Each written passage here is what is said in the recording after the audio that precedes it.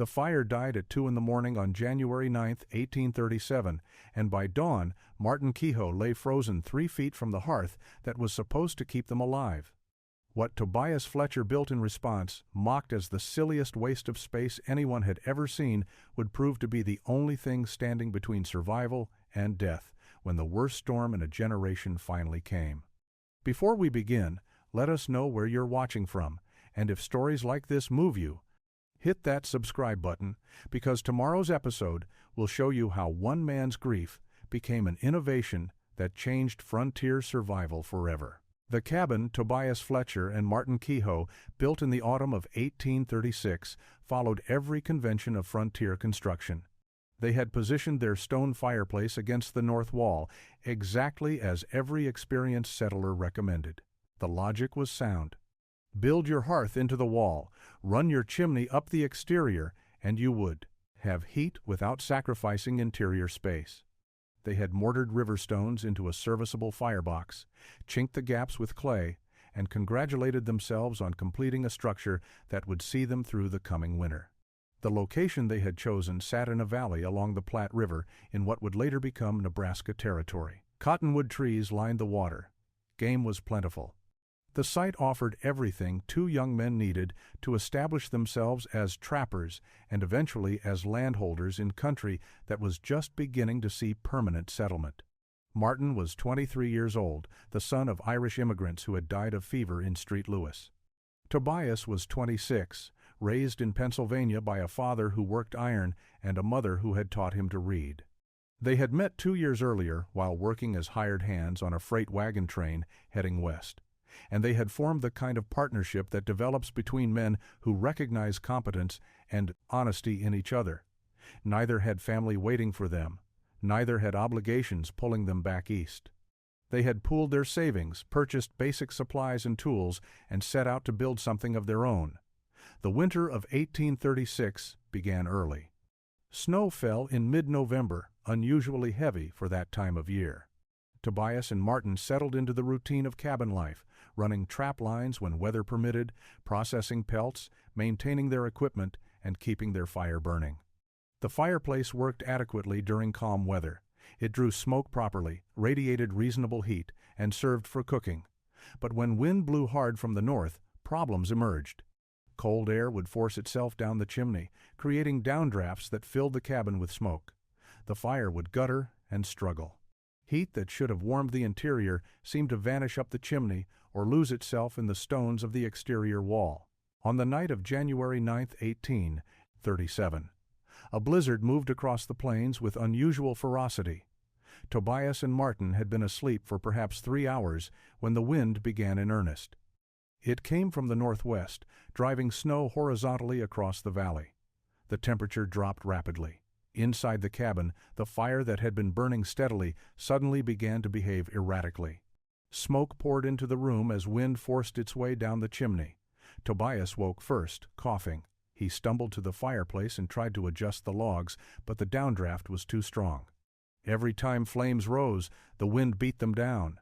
Martin joined him, and together they attempted to maintain the fire, but the storm overwhelmed their efforts. Within an hour, despite having fuel and despite their best attempts, the fire died completely. Tobias buried Martin on a hillside above the cabin 3 days after the storm passed. The ground was frozen, and digging the grave took him an entire day of breaking earth with a pickaxe and shovel.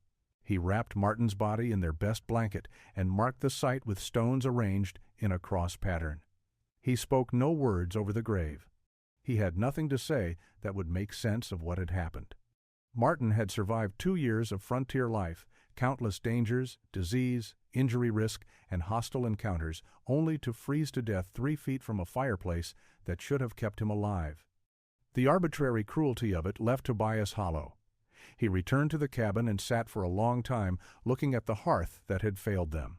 Other men might have attributed Martin's death to bad luck or the will of God. Tobias attributed it to a problem that had a solution he simply had not understood. The fireplace had worked adequately in calm weather. It had failed catastrophically when tested by a serious storm. That failure had killed his partner. Tobias decided he would understand why. He began by examining his own fireplace with obsessive attention. He measured the dimensions of the firebox. He noted how the chimney was constructed, how it drew smoke, where cold air entered during wind. He went outside and studied how the chimney met the wall, how wind patterns around the cabin might affect draft, how temperature differences between interior and exterior created pressure differentials. He was not an educated man in any formal sense, but he was intelligent and capable of systematic observation. Over the following weeks, as he continued running trap lines alone and processing the pelts that would fund his next year, Tobias visited other cabins in the scattered settlement community along the Platte. Most settlers were friendly enough to allow him to examine their fireplaces. He saw variations in construction quality and design, but he saw a universal pattern. Every cabin placed its fireplace against an exterior wall, every chimney ran up the outside of the structure, and every settler he spoke with had stories of fires failing during severe weather, of smoke-filling cabins during windstorms, of cold that seemed to pour through the very walls that held the fireplace. One man, Duncan Pritchard, who lived 8 miles downstream with his wife Vera, told Tobias about losing his first cabin to a winter fire that had started when wind forced flames out of his poorly constructed hearth and ignited the wooden floor. Duncan had rebuilt with a better fireplace, but he still struggled with downdrafts and heat loss. When Tobias asked whether Duncan had ever considered placing the fireplace somewhere other than the exterior wall, Duncan looked at him as though he had suggested building the cabin upside down. Fireplaces went in walls. That was how civilized people built. That was how it had always been done. To suggest otherwise was to suggest ignorance of basic construction principles. Tobias heard similar responses from others. The exterior wall placement was not merely convention, it was seen as the only logical approach. Putting a fireplace anywhere else would waste interior space, create unnecessary complexity, and serve no purpose anyone could articulate. Tobias spent February of 1837 in a state of restless investigation. He could not let go of the question that obsessed him. Why did every fireplace fail in the same way? Why did exterior wall placement seem to guarantee heat loss and downdraft problems during storms? He began to suspect that the convention everyone followed was not based on engineering principles but on unexamined habit. People built fireplaces into exterior walls because that was how their fathers had built them, and their fathers before them. No one questioned whether a better method existed. In early March, Tobias traveled to a larger settlement 30 miles west, where a trading post served trappers and the few farming families beginning to establish themselves in the region. He went to sell pelts and purchase supplies, but he also went hoping to find someone who might understand building principles better than the average frontier settler. At the trading post, he met a German immigrant named Otto Brenner, who was purchasing lumber for a barn he planned to build on land he had claimed the previous year. Otto was perhaps 50 years old, with the weathered face of a man who had spent his life working outdoors. He spoke English with a heavy accent, but clearly and precisely. Tobias struck up a conversation about construction, and Otto proved remarkably willing to discuss building techniques. He had worked as a mason in Bavaria before immigrating to America in 1832. He understood stone, timber, and the principles of heat management in ways that most frontier builders did not. When Tobias described his problem fireplaces that failed during storms, heat that seemed to vanish into exterior walls, downdrafts that killed fires when they were needed most, Otto listened with genuine interest. Then he described something Tobias had never heard of.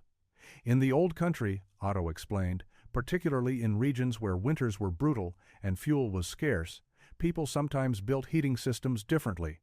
They constructed massive stone or ceramic stoves that sat inside the living space, not against exterior walls. These structures absorbed heat from relatively small fires and radiated that warmth for hours, sometimes through an entire night, long after the fire had died. The principle was thermal mass. Stone heated slowly, but once hot, it released heat slowly as well. A wall fireplace lost much of its heat to the exterior wall itself and to the chimney drawing heated air upward and outside. An interior heating structure, surrounded by the air it was meant to warm, wasted nothing. Every bit of heat it absorbed eventually radiated into the living space. Otto described rounded stoves, rectangular brick structures, even elaborate tile stoves that were works of art, as well as functional heating systems. All shared a common element. They sat inside the home, not against its walls. Tobias listened with the intensity of a man hearing an answer to a question that had tormented him for months. The concept made immediate sense. Heat was being lost not because fires were inadequate, but because the heat was escaping through the very structures meant to contain it. An exterior wall was a thermal bridge, conducting cold from outside directly to the interior. A chimney running up an exterior wall was a column of heat loss. Tobias returned to his cabin with a plan that felt both obvious and revolutionary. He would build a heating structure that sat in the interior of his living space, not against any wall. It would be made of stone for maximum thermal mass. It would be large enough to absorb substantial heat, but compact enough not to dominate the small cabin. And it would have a metal stovepipe chimney running straight up through the roof, eliminating the exterior chimney that created so many problems. The design seemed logical to him. To everyone else, it seemed insane. He began work in late March of 1837, as soon as the ground thawed enough to gather stones from the riverbed. He selected flat field stones, each one evaluated for size, shape, and how it would fit with others. He hauled them to his cabin in a small handcart he had built, making dozens of trips over several weeks. His neighbors noticed his activity. Duncan Pritchard stopped by one afternoon and asked what Tobias was planning. When Tobias explained he intended to build a new hearth in the center of his cabin floor, Duncan stared at him in silence for a long moment. "You mean to put a fireplace in the middle of your room?" Duncan said slowly, as though testing whether he had misunderstood. "Not against a wall," Tobias confirmed. "In the interior, where the heat can spread in all directions." Duncan shook his head. "That's the most backwards thing I've heard. You'll waste half your floor space." "Where will you put your furniture? Your bed? How will you move around? And what happens when sparks fly out?" "You'll burn the whole place down with a fire sitting right in the middle of everything." Tobias tried to explain the principles Otto had described, the concept of thermal mass and interior heat retention, but Duncan was not interested in theory.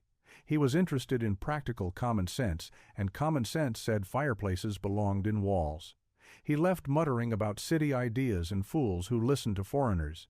Elias Carmody, another neighbor, was less polite. When he saw the foundation Tobias was laying a rectangular base of fitted stones in the center of the cabin floor, he laughed outright. "You building a shrine in there, Fletcher? Planning to pray to the fire god? Maybe Martin's death touched you harder than we thought." "Addled your thinking." Tobias did not argue. He simply continued working. He laid his foundation carefully, ensuring it was level and stable. He began stacking stones in a rectangular pattern, building walls that rose vertically.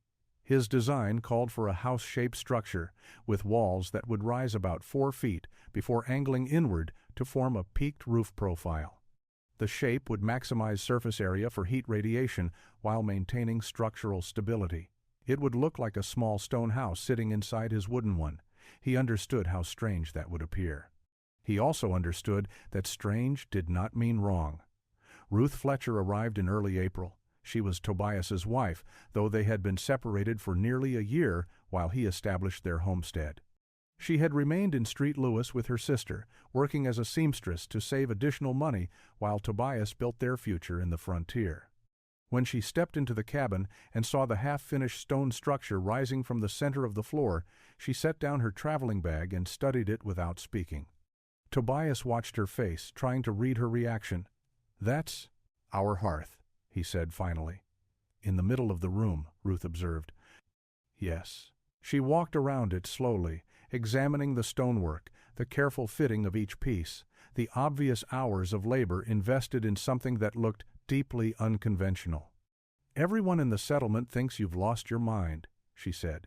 "I heard about it at the trading post. They said Martin's death broke something in you. That you're building nonsense." "Do you think it's nonsense?" Tobias asked.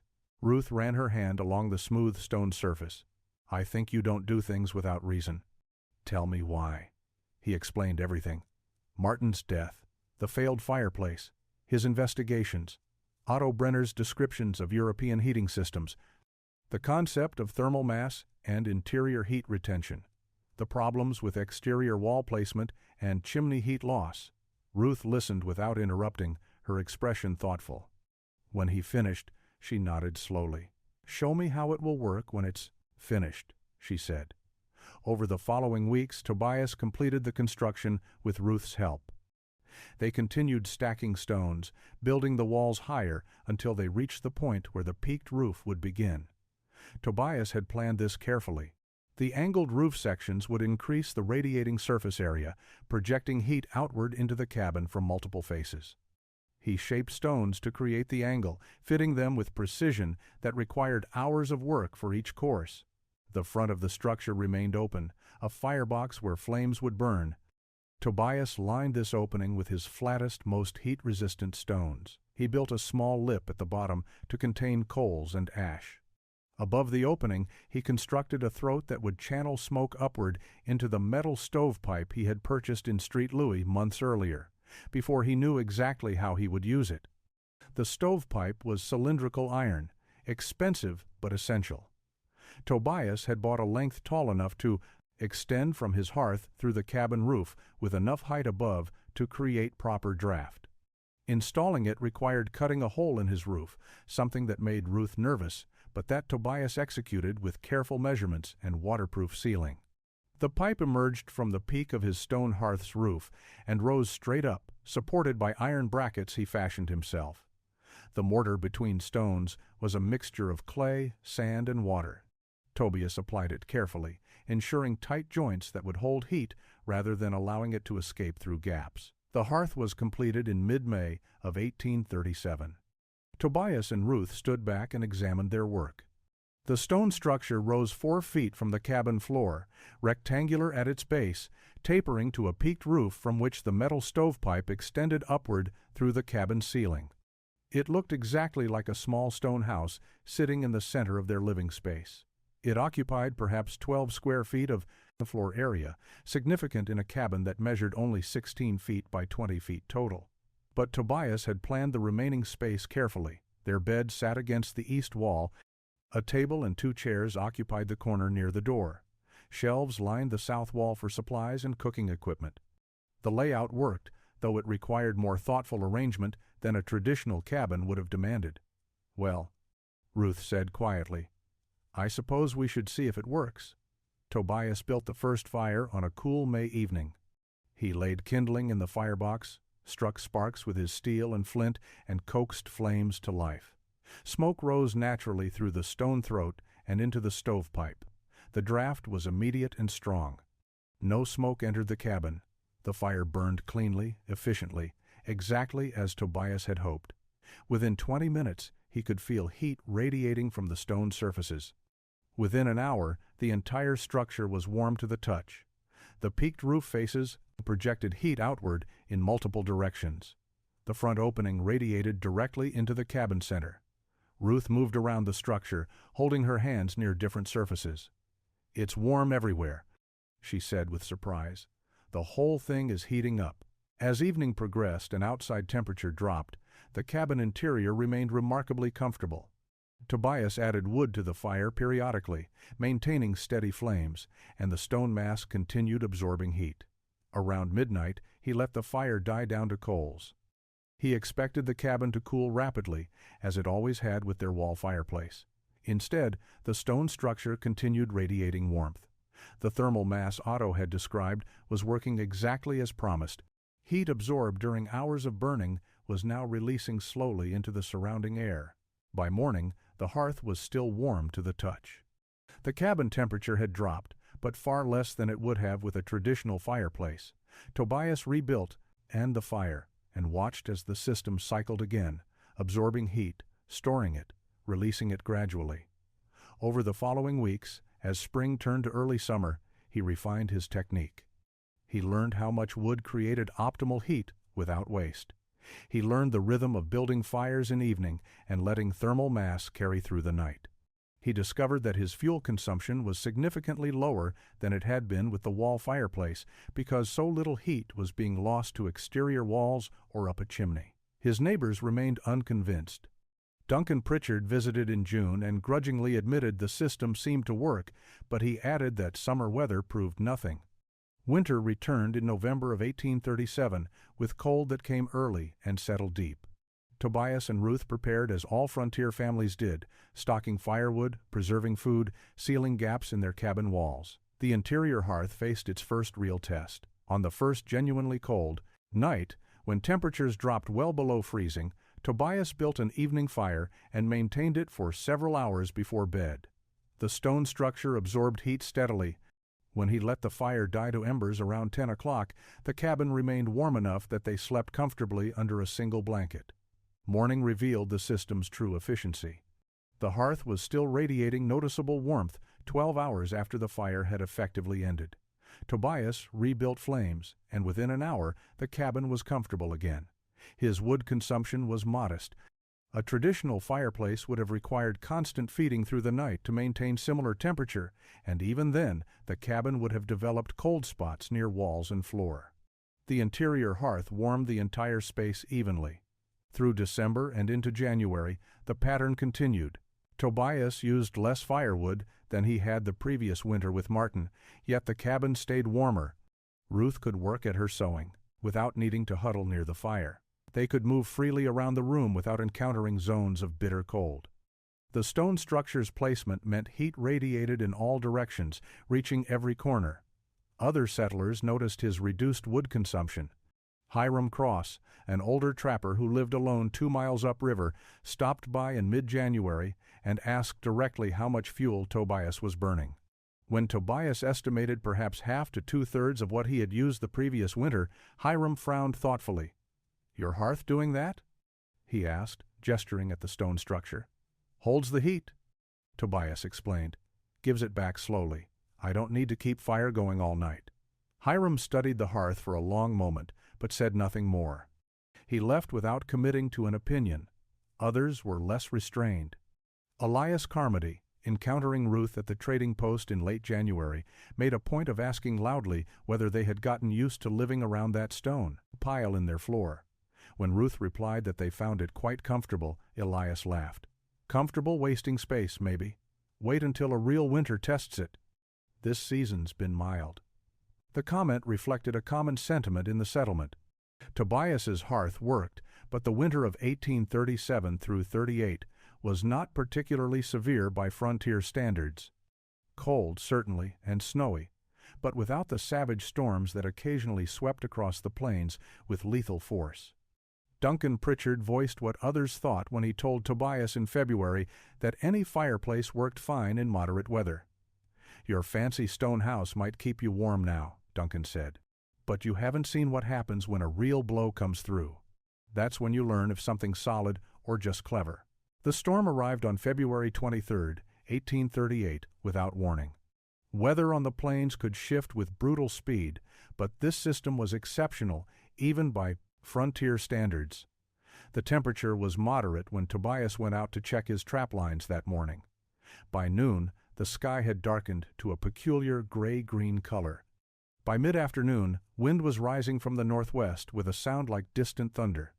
Tobias hurried home. He found Ruth already securing everything loose around the cabin. They brought in extra firewood and stacked it near the door. Tobias built up the fire in their hearth, feeding it steadily for 2 hours to bring the stone mass to full heat. By the time true darkness fell, the storm had arrived in earnest. Wind struck the cabin with physical force. Snow came horizontally, driven so hard it found every tiny gap in the log walls. The temperature dropped catastrophically. Inside, Tobias maintained the fire, keeping flames burning steadily. The stone hearth radiated heat in all directions. The cabin stayed warm. The metal stovepipe drew smoke efficiently, unaffected by the wind battering the structure from outside. Hours passed. The storm intensified. Tobias could hear trees cracking in the distance, branches breaking under ice and wind stress. The cabin shook but held. The fire burned cleanly. Around midnight, through brief gaps in the storm's fury, Tobias heard something unusual.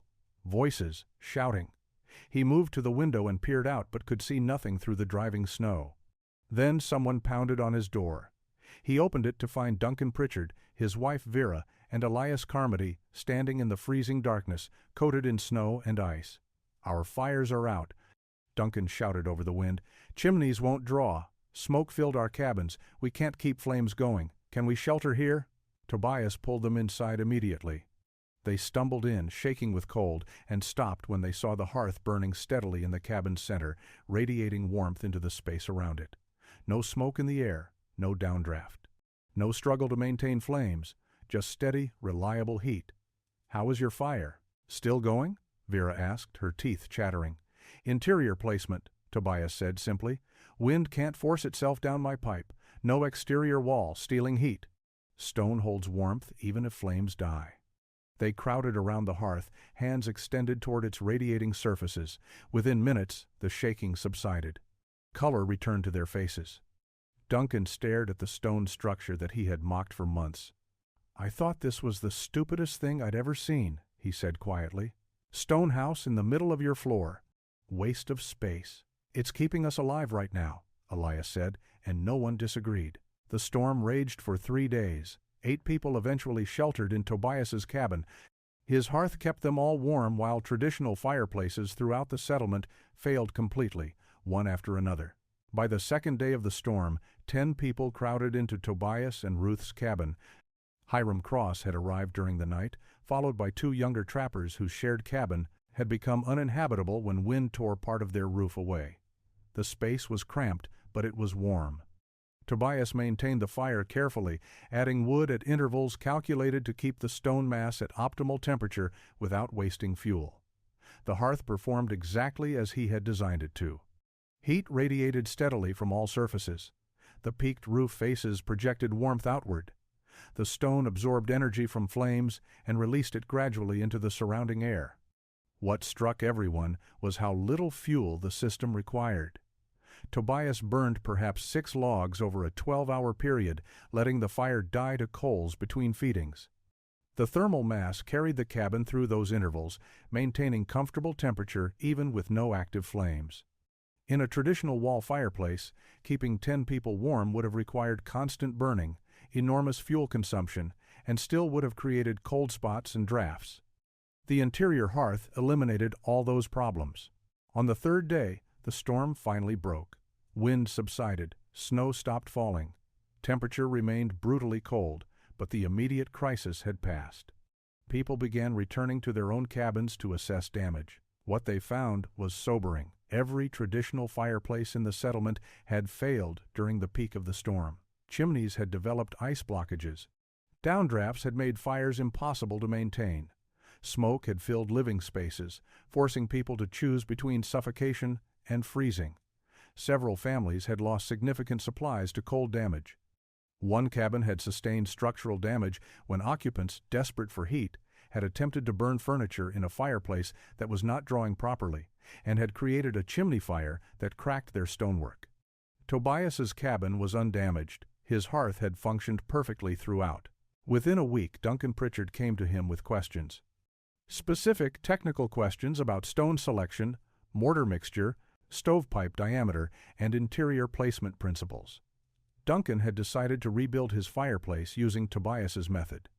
Elias Carmody followed shortly after with similar inquiries. Hiram Cross, who had spent 2 nights sleeping on Tobias's floor and watching the hearth radiate steady warmth, began gathering stones from the river. By spring, 4 families were constructing interior hearths. By the following autumn, that number had grown to 9. The technique spread not through promotion or persuasion, but through simple demonstration. People had seen the difference between a heating system that failed when tested and one that performed exactly as needed. They had felt the even warmth, witnessed the fuel efficiency, and recognized that what had seemed silly was actually sophisticated. Tobias helped where he could, offering advice on construction details, explaining the principles Otto Brenner had taught him, demonstrating how thermal mass and interior placement created synergy that traditional designs could not match. He asked nothing in return. The knowledge had saved his neighbors' lives. Sharing it seemed the least he could do. Tobias and Ruth Fletcher remained in their cabin along the Platte River for 7 more years. They raised 2 children there, a daughter born in 1839 and a son in 1841. The interior hearth that had seemed so controversial became simply part of their home, as unremarkable to the children as the walls or roof. They grew up knowing only efficient heat, never experiencing the cold spots and drafts that had characterized frontier cabins of earlier years. In 1845, Tobias sold their claim to a young couple newly arrived from Ohio and moved his family west to Oregon Territory, where land was opening for settlement and opportunities seemed broader. The cabin remained, and with it, the stone hearth. The new owners maintained it carefully, recognizing its value. Over the following decades, as the plains filled with settlers and the frontier pushed westward, the principle Tobias had demonstrated spread across an ever-widening geography. Not everyone adopted interior hearth placement. Traditional methods persisted, especially among builders who resisted change or who prioritized convention over innovation. But in regions where winters were severe and fuel was scarce, interior hearths became increasingly common. Builders developed variations on Tobias's original design. Some used brick instead of stone. Some built cylindrical structures rather than house-shaped ones. Some incorporated more sophisticated dampers and air control systems, but the core principle remained constant. Place the thermal mass in the interior, where heat could radiate into living space rather than losing itself to exterior walls.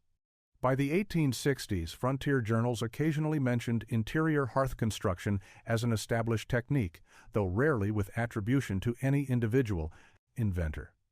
The innovation had become part of collective knowledge, absorbed into building practice without ceremony or recognition. Tobias himself never sought credit. He had built his hearth to solve a problem, to prevent another death like Martin's, to survive plains winters that killed the unprepared. Whether others knew his name was irrelevant to those purposes.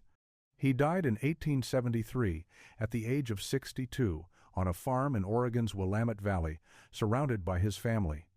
His obituary in the local newspaper made no mention of cabin construction or heating innovation. It described him as a farmer, a family man, and a member in good standing of his community.